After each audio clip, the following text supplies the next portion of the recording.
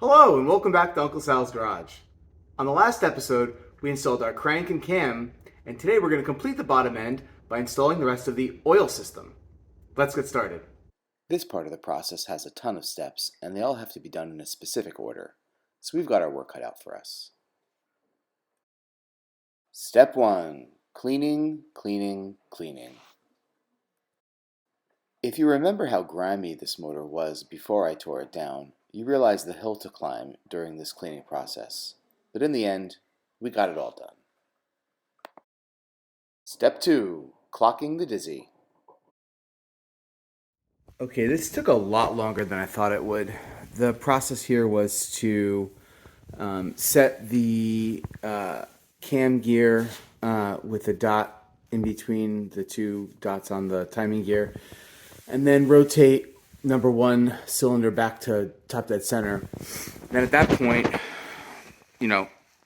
know where the rotor is on the distributor for number one cylinder and clock it and kind of put it in that way. And what happened was I kept, I guess, missing the tooth of the gear, either too much this way or too much that way. So it's coming in really oddly. And I'm actually not even sure this is the exact correct position. It may be one more tooth down that way, but we'll have to fix that later. I think it's as good as I'm going to get it for now. But man, that took me several tries. Super hard. Step 3. Oil pickup and windage seal. So I got these windage tray seals from 914 Rubber, and I don't know if it's just because I left them in my basement and I didn't form them to the shape of this yet or whatever, but they were definitely not staying on without a little help. So I kind of added some stick and seal in the channel. It kind of got a little messy there. And stuck them in place, and I have some tape kind of holding the form. So hopefully tomorrow, when these cure up a little bit, I'll be ready to install the windage tray, oil pickup tube, and the associated oil bits down at the bottom of the case there. Step 4. Sealing the case. All right, next step here is to go completely around the perimeter of the case with my Permatex gasket sealant and prepare this half of the case to mate with the other half.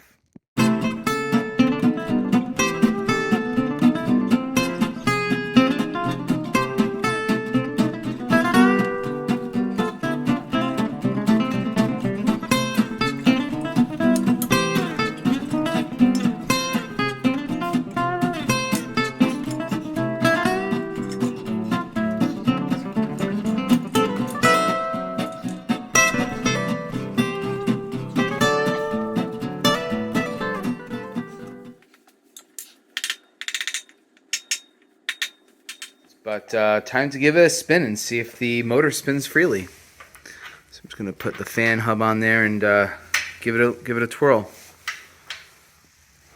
Okay.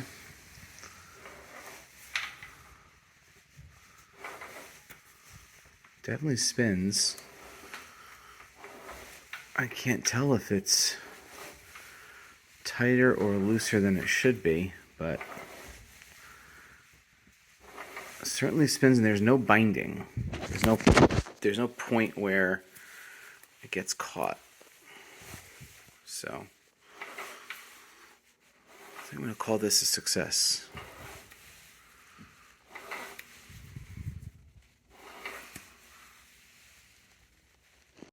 Step 5. Oil pump and pressure relief valves. Okay, off camera, I went and installed the smaller of the two pressure relief valves in the other case, other side of the case. Right here, I have finger tightened it, haven't snugged it down yet. And now the larger of the two pressure relief valves is going into the bottom of the motor, right there. I've got the spring and the pressure stopper already in there, so I'm going to go ahead and tighten both of these to spec and be back in a minute. All right, so what happened is I'm using a Type 1 oil pump, and this is a Type 4 case. So these studs are not long enough to get the nut around the beefier assembly. So what I'm going to do is these studs, which hold the fan housing on, are longer, and they're the same size. So just to see if I'm going to get the right thread protrusion, I'm going to remove these and use these for my oil pump, just to kind of see what's up. Okay, so it turns out I actually had some of these sitting around, and they are the correct length that I need them. So I put the studs back into where the fan shroud is going to connect. And what I'm going to do now is remove the smaller studs for the oil pump using a tool that unfortunately destroys the stud on the way out, but as we've just established, it's too short anyway. So I'm going to practice with this one. I'm going to sink it into the one that I had just taken out and see if that feels right. And then if so, I'll do the other three. I just mentioned I was a little concerned with the thread protrusion on the Type 1 oil pump, and that's because I was reading online. Other folks had sort of similar issues.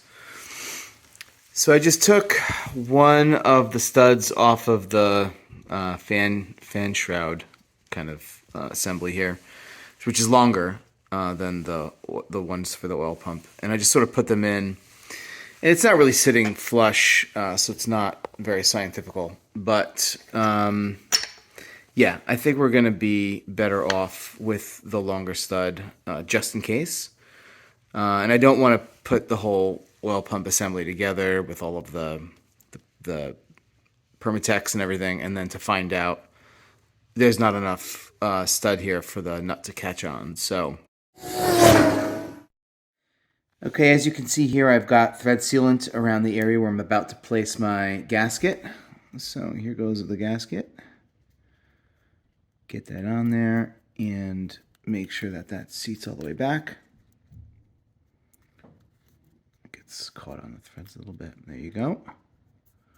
Don't want this area leaking. This is the oil pump, so clearly there's going to be lots of high pressure oil happening here. Okay, great. And then I'm going to get the oil pump with some more Permatex around it, and we're going to be ready to kind of knock it in there. We need to be careful not to get dirt or dust into this area as we kind of bang it in, so I've just covered my rubber mallet with shop cloth, and it's going.